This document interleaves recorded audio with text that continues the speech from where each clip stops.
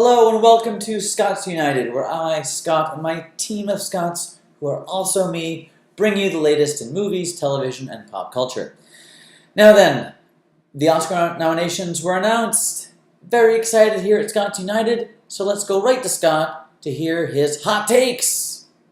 Hey Scott, so I'm here with some hot takes! Hot takes on the Oscar nominations. Still in my pajamas, haven't moved from this spot since they were announcing this morning.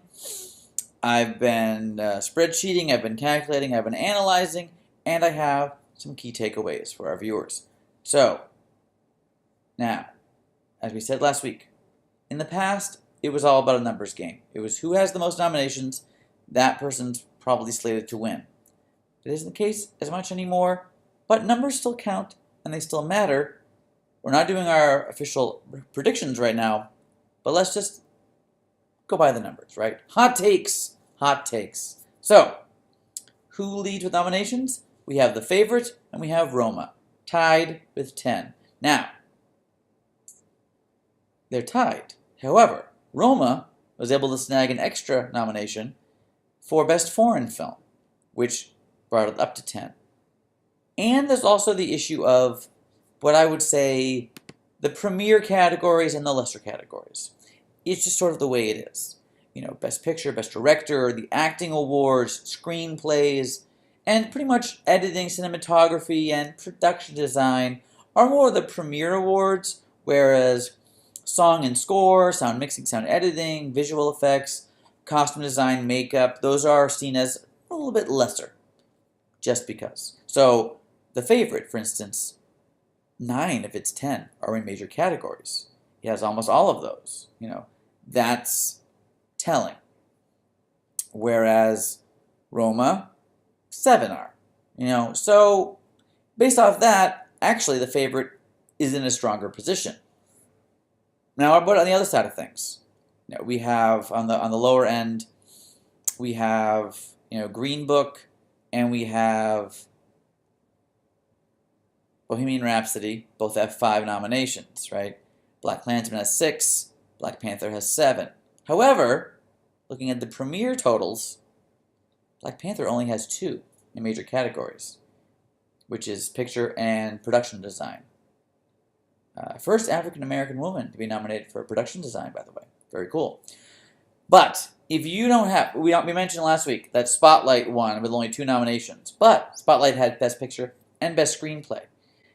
The chances of you winning Best Picture without even screenplay are slim.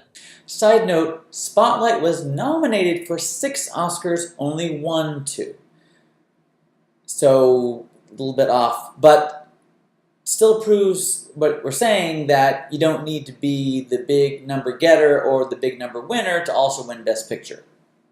So, Black Panther is probably the weakest, although Bohemian Rhapsody only has 3 major categories of its 5, but it does have Best Actor, which does count for something. Now in the middle, we have A Star is Born and Vice, right? Each have 8 nominations.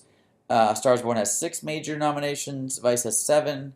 Again, those are pretty equal. Vice had a good showing, stronger than I think was expected. And we'll see, So at this point, it all shakes down to, really, at the moment, we have The Favorite and Roma fighting it out. Will people not be sure if they want to vote for Roma as a Best Foreign Film or Best Picture or both? That could be a factor. But right behind, we still have A Star is Born, BlacKkKlansman, maybe. I feel like BlacKkKlansman might be that opportunity for the Academy to give Spike Lee his Oscar. Will that be in screenplay? Will that be in director? I don't know. This is where the campaigning really kicks into high gear, right? This is where now the campaigns and the promotions and the people themselves will sell or won't sell their win, and the jockeying has begun. It already had begun, but now it really is kicking into full gear. The screeners are out, and the ads are going to be out, and this is just when it all happens, when we start to see things shift. Or we see things that are just never going to shake, Gaga and Glenn Close were locked in a tie for Critics' Choice and split it. Glenn Close won the Golden Globe, which again isn't always predictive, but Glenn Close is on an upswing. Her speech, people love Glenn Close, and she's a veteran that's never won. If she doesn't win this, it'll be her 7th nomination without a win, which will be a record. Is it her time? People might see it that way. Then again, this is Amy Adams' 6th nomination. Will she win for that same reason? Or will it go Regina King, who's got a lot of heat? Hard to say. Hard to say. So yes, that was our Oscar nomination recap. Thank you, Scott, for your calculations, for your tabulations. And yes, we here at Scots United are dedicated fans of Amy Adams. Moving on, we had a beautiful show just wrap up its 3rd season. So let's go to Scott and hear from him about that.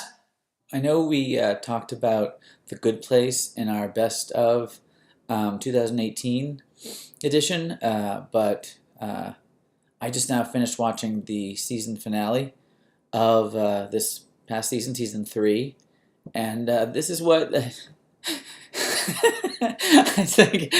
thought I was done crying, and then I started crying again.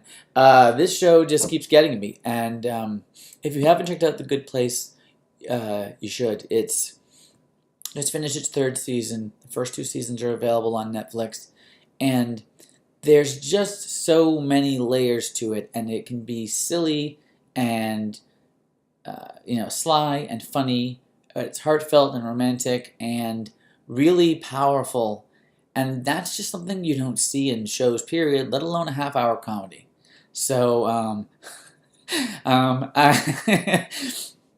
I may have to stop this and cry a little bit more and just get it all out of me, but really, The Good Place is such worth your time.